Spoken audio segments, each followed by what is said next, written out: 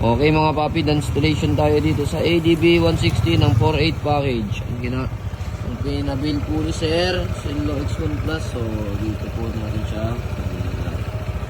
Mamit po tayo dyan ng alloy LED bracket. So ito po ay 60 watts. So pakita po natin yung buga ng ilaw. So sa low beam ni Sir, white. High beam, yellow. Napakaliwanag. Sa switch ni Sir, ginamit natin domino 3-way switch. So dito natin siya pinisto. Tapos naglagay tayo ng stainless passing switch.